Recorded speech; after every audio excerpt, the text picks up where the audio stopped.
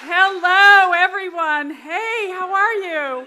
So good to see good friends, my Emerge sisters. We call them Emergistas in New Mexico. Yes. My name is Deb Haaland. I'm the Democratic nominee for New Mexico's 1st Congressional District. So happy to be here. I'm so happy to be with you here today. And gosh, look at this room. Isn't it amazing? Amazing women leaders. That's what we need to push us forward for this election coming up.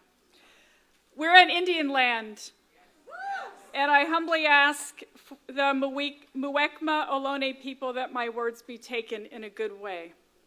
I first want to acknowledge the record number of trans women of color murdered on the streets this year, and the epidemic of missing and murdered Indigenous women, and a surge in hate crimes against our Muslim communities, and we must fight for them.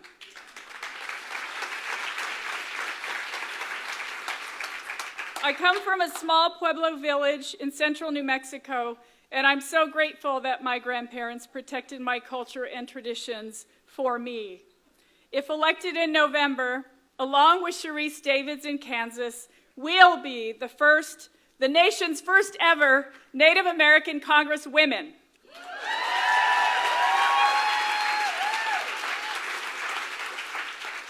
That's important because representation is important, but my election is important for a different reason. We need more people who understand struggle, who understand persistence, and who know what it means to be fierce in the face of difficulty. My first job during high school was at a local bakery for $1.95 minimum wage. When I graduated high school, I was promoted to cake decorator. I loved decorating cakes, but no one I knew was talking about going to college, and no one encouraged me, including my parents, who neither of which went to college. I spent 10 years decorating cakes, beautiful cakes, I might add, before looking in the mirror one day and deciding I wanted more. 6 years later, I was 9 months pregnant and graduating from the University of New Mexico. I went on to earn my law degree with my beautiful queer daughter by my side, and it was really there that I realized my work could have an impact. As a second-year law student, I had worked very hard to pass a bill in the state legislature. It gave in-state tuition to members of New Mexico tribes regardless of their residency. The law has helped the most underrepresented people in higher education to achieve their educational dreams. That experience left me with one mission: to help elect Democrats who cared about the things that I care about. 15 years later, here I am running for Congress, and for no other reason than I worked really hard to get here.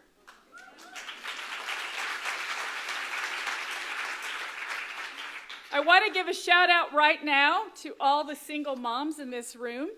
Yes. Because if it's one thing I know, single moms know how to get things done, right? Without money and without a lot of other things too.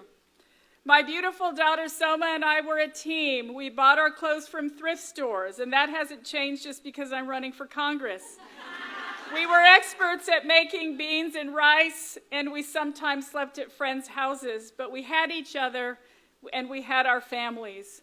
I often forget that at times we were homeless, that we ever needed food stamps, or that we lived for so long on credit cards because we had a beautiful, strong family who supported us when times were tough.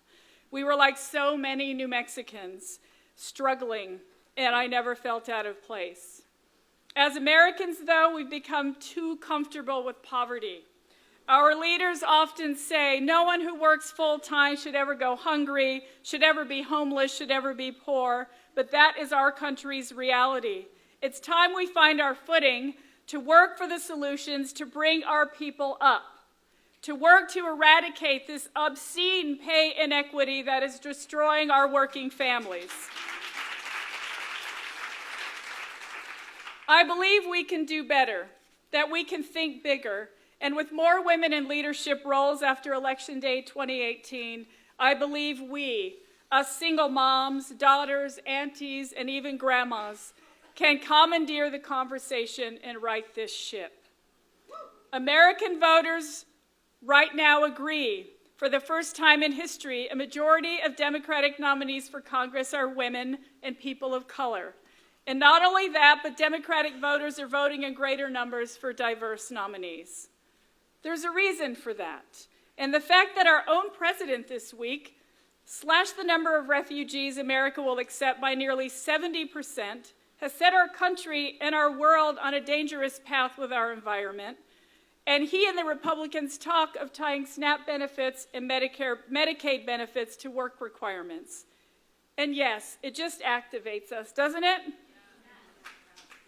And by the way, no to Brett Kavanaugh. My campaign is the longest I've ever worked on any campaign, and I've worked on many. 18 months of speaking up for our need as a country to transition into 100% renewable energy. 18 months of speaking up for our land, water, and animals as the Republicans do all they can to wreak havoc on our country, including their bromance with the fossil fuel industry and giving up our public lands. 18 months of a fight that has continued since I was a young woman for women's reproductive rights, for labor unions to have the ability to collectively bargain, and for universal early childhood education. It's time for us to start thinking big together. It's time to start using our collective power to put people before profits, to get big money out of politics, and to ensure that families come first. Together we can make this happen. Together we can make big ideas our reality, with programs like universal child care, Medicare for all, and a Green New Deal. We'll fight the hatred sweeping our nation so that our children don't just survive but thrive. They say this year is going to be a blue wave. I say that isn't enough. We need a wave of representation for women of color, people with disabilities, our LGBTQ community, for poor people, for Muslim women, for Native women, working people, and for everyone who has been left out of our country's leadership. Because when we have true representation, we will build a better America together. Thank you so much. Thank you. Thank you.